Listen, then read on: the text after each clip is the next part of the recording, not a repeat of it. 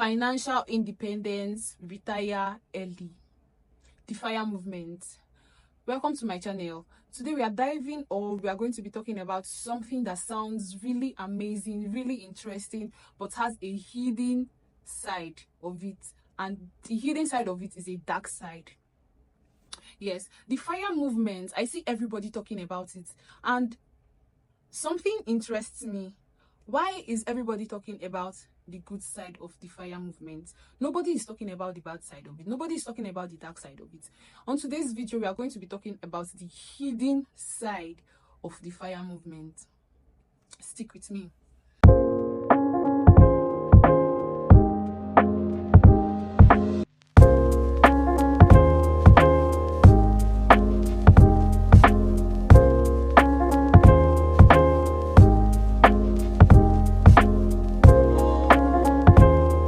The FIRE movement, which stands for Financial Independence, Retire Early, is like saving enough money to retire in your 30s or 40s. I know it may sound very amazing, very nice, very sweet, but what if I told you that it has, or it may lead you to a lot of problems? Imagine you're working super hard, or imagine you work super hard. You live anyhow, you save every penny, and then you finally hit the magic number in your bank account or the magic amount in your bank account, and you retire early. And you feel like you can do everything or anything you want to do when you retire early. What if I told you that everybody who have achieved FIRE do not live a fulfilled life? What if I told you that everybody who have achieved FIRE feel lost a lot of the times? They feel so confused, they feel so lost, they feel so unfulfilled. Let me tell you a story of two friends. We'll call them Lisa and Leah. Lisa and Leah, they are just like a lot of us, very ambitious. They read the right blogs, they follow the right communities, and they follow the FIRE plan to a T.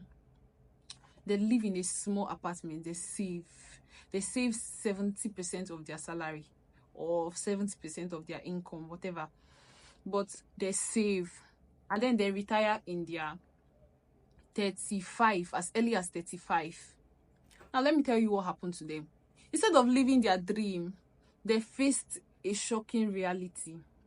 At first, it sounded like a huge victory for them, but gradually, their excitement faded. Let me tell you what happened. Every day they wake up, they feel like, what are we doing today? What is our plan for today? Yeah, they said they enjoyed it at first, but gradually they started feeling like this. Every day they wake up, they feel like, what are we going to do next? They had planned for their finance, but not for their life. So they were living without a job, and they missed the structure and purpose they worked for. They were just confused. Every morning, they feel so confused. They felt so confused. This is where it gets interesting. Study shows that early retirement can lead to the feeling of boredom and even depression. Lisa and Leah focused so much on saving money. They focused so much on their financial life. They focused so much on retiring early. But they didn't think about how they will spend their time. They didn't think about how they will spend their money. Or they didn't think about the plans on how to spend their time when they had retired. And this was messing with their mental health. They were not just facing money issues, they were struggling with their mental health. Imagine waking up every morning with no goals, no plans, no routine, no community. How does that sound? Money they had saved started to feel less important when they realized they didn't know how to fill their days. Like I said earlier, imagine waking up every morning without a routine, without a community, with no plans, no goals. They began to worry about their healthcare costs. inflation, and unexpected expenses, suddenly their financial stability, their financial security didn't feel secure enough. Now, what can we learn from Lisa and Leah's story? As much as saving may be important, saving is important, yes, but do not make it the whole picture. Do not make fire a whole picture, because fire, I know fire is good, fire movement is okay, is good, saving is good, but do not make it the whole picture. Don't focus so much on it. Financial stability doesn't mean cutting yourself off from the world. Instead of just saving, think about creating a balanced life. Think about something that gives you purpose. Think about creating a life that gives you purpose. Think about creating a life where you can be free with yourself. Think about creating a life that gives you joy. That is very important.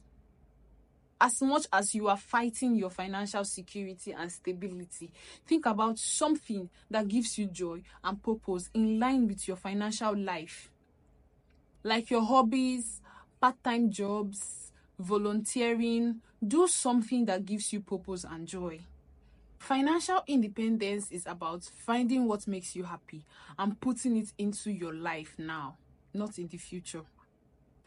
A fulfilling life is not just about money. It's about your passion, it's about connection, it's about your experience, it's about your impact in the life of others. It's about what you have done, what you have achieved. It's about the satisfaction you have or the satisfaction you derive from things you do.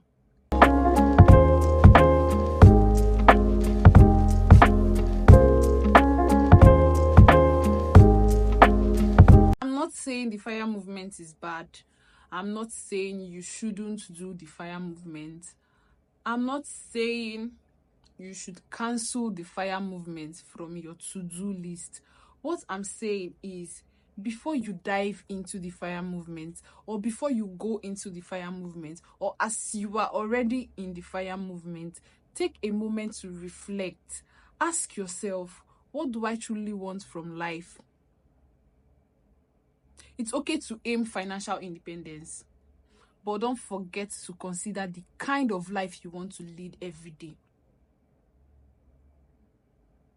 Don't forget to consider the kind of life that makes you satisfied. Think about ways to create your joy. Think about ways to create a purpose along the way. As you are going or you are diving into the fire movement, think or consider things that gives you satisfaction. This is what is important. If you neglect or if you ignore this, you may likely bump into the dark side of the fire movement. The fire movement has a lot of good side, but think about the purpose of your life. Think about what gives you satisfaction. Think about what makes you happy, what brings you joy.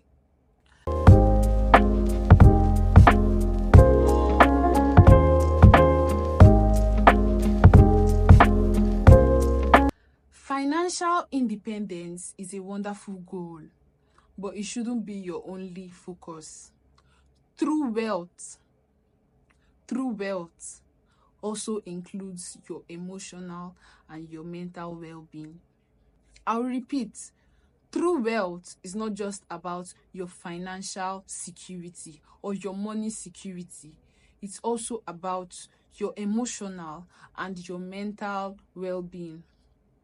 So remember, it's not just about the money you saved. It's not just about how much you have. It's about the kind of life you live, how you live your life. Let's aim to a balanced life. Let's make a balanced life our sole purpose. Let's make a balanced life our sole aim. And remember, the fire movement is not bad. The fire movement is a good approach. But make sure you follow the fire movement with your satisfactory life, with a balanced life. Follow the fire movement with your mental health at the back of your mind. Thank you for watching this video. If you found this video helpful, please give us a thumbs up and subscribe. See you in my next video. Bye.